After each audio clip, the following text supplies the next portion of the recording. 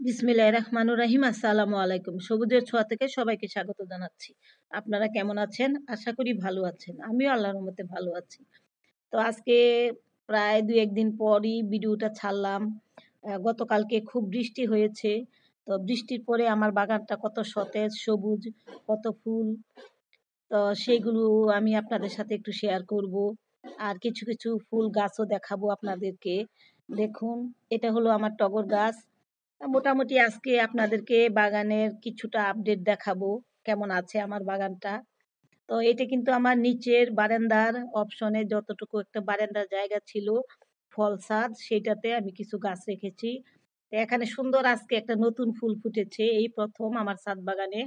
গোলাপি, এই ফুলের নামটা আমি জানি না, অনেক সুন্দর লাগছে। ফুলটা দেখে মনটা জুড়িয়ে গেল। আর এটাও কি ফুল গাছ আমি জানি না আসলে, এটাতেও ফুল ফুটে গোলাপি গোলাপি। আর রঙ্গনে তো ভরে আছে আমার ছাদ বাগান, লাল, কমলা, বিভিন্ন কালারের। আর এটা হলো পত্রলেখা, টগর, সাদা। আর এটা পত্রলেখা। গোলাপ কিছু কিছু আছে, মানে খুব বেশি নাই, ২-১টা গোলাপ আছে। তো গোলাপ গাছও কাটাই ছাঁটাই করে দিয়েছিলাম। ইনশাল্লাহ শীতে অনেক ফুল ফুটবে।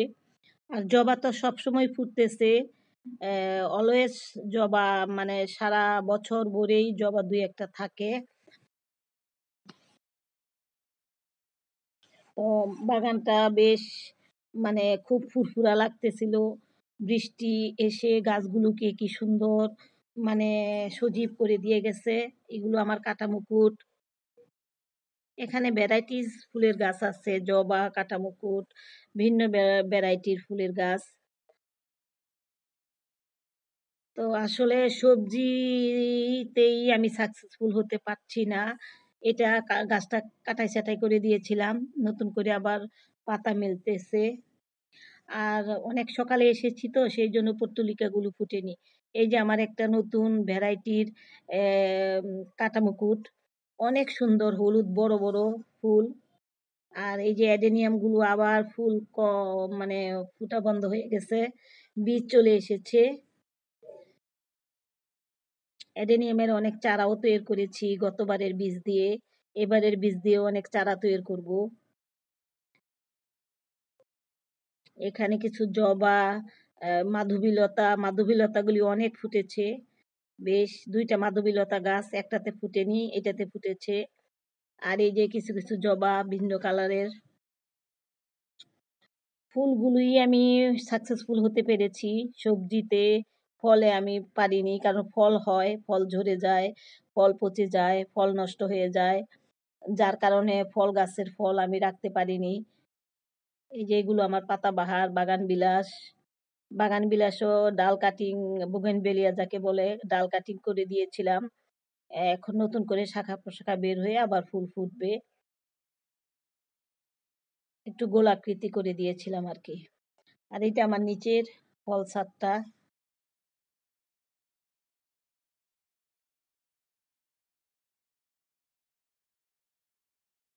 এই যে আমার মাধবীলতা আরেকটা, এটাতে ফুল ফুটেনি, এটা অনেক ঝোপালো হয়েছে।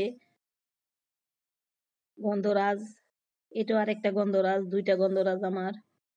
আরো ছিল, আত্মীয় স্বজনকে দিয়েছি।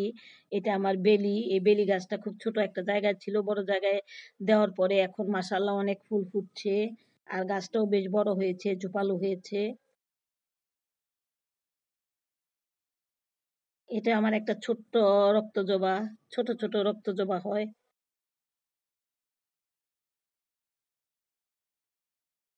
আর জবা গাছে কিন্তু হলুদ পাতা হয়, এটা কোনো সমস্যা না, ২-১টা হলুদ পাতা থাকে।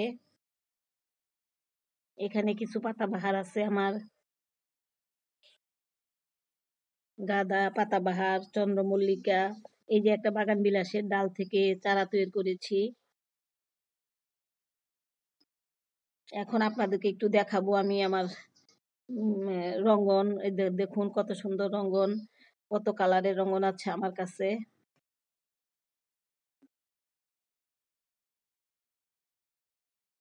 এই যে আমার মিষ্টি কুমড়া গাছের অবস্থা ভালো না, একেবারেই ভালো না। আর এই যে বরবটি কিছুদিন হয়েছিল, এখন আর হচ্ছে না। লাউ গাছ বসিয়েছি, দেখি লাউ ফলাতে পারি কিনা। আসলে সবজিটা আমি পারছিই না। কারণটাও বুঝতেছি না। যথেষ্ট তো পরিমাণ যত্ন নিচ্ছি। ওদের যেসব খাবার, এই যে ভেন্ডি এটা পেকে গেছে, এটা বীজ রেখেছি। ডালিম গাছে আবার ডালিম ধরতেছে। ডালিম গাছের ডালিমটাই পাই ঠিকমতো। পেয়ারা গাছের সব পেয়ারা পচে যায়। মানে রাখতে পারি না। এবার আমটা রেখেছি। আমটা ধরে রাখতে পেরেছি যতটুকু পারি। ২ টা গাছে আম ধরেছিল। আর পুঁইশাক মাশাআল্লাহ অনেক হয়েছে। পুঁইশাক অনেক খাচ্ছি এবং আরো হচ্ছে সুন্দর ঝোপালো করে।